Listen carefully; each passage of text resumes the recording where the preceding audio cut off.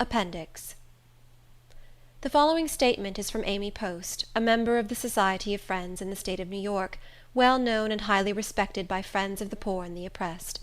As has been already stated, in the preceding pages, the author of this volume spent some time under her hospitable roof.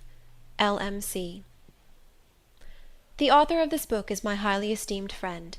If its readers knew her as I know her, they could not fail to be deeply interested in her story. She was a beloved inmate of our family nearly the whole of the year 1849. She was introduced to us by her affectionate and conscientious brother, who had previously related to us some of the almost incredible events in his sister's life.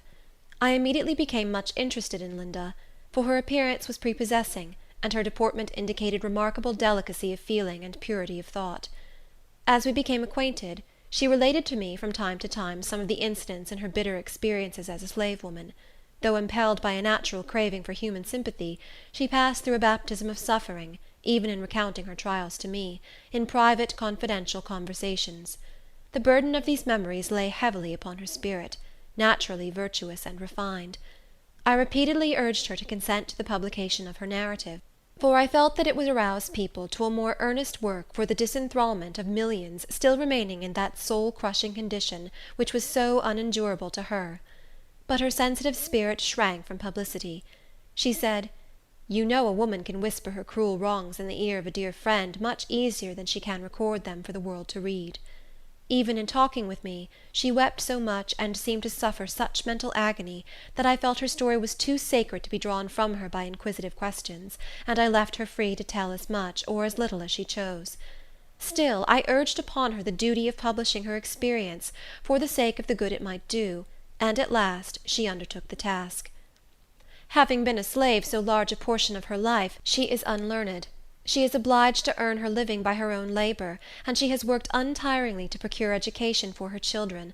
Several times she has been obliged to leave her employments, in order to fly from the man-hunters and woman-hunters of our land. But she pressed through all these obstacles and overcame them. After the labors of the day were over, she traced secretly and wearily, by the midnight lamp, a truthful record of her eventful life. This Empire State is a shabby place of refuge for the oppressed.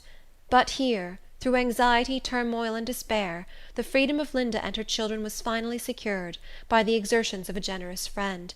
She was grateful for the boon, but the idea of having been bought was always galling to a spirit that could never acknowledge itself to be a chattel.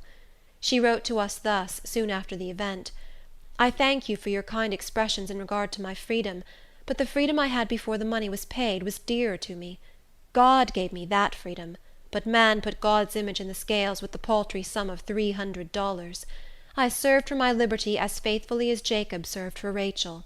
At the end he had large possessions, but I was robbed of my victory. I was obliged to resign my crown, to rid myself of a tyrant." Her story, as written by herself, cannot fail to interest the reader. It is a sad illustration of the condition of this country, which boasts of its civilization, while it sanctions laws and customs which make the experiences of the present more strange than any fictions of the past. Amy Post, Rochester, New York, October 30th, 1859. The following testimonial is from a man who is now a highly respectable colored citizen of Boston. L.M.C.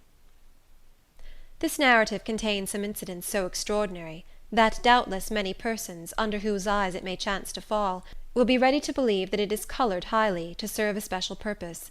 But however it may be regarded by the incredulous, I know that it is full of living truths. I have been well acquainted with the author from my boyhood. The circumstances recounted in her history are perfectly familiar to me. I knew of her treatment from her master, of the imprisonment of her children, of their sale and redemption, of her 7 years' concealment, and of her subsequent escape to the North.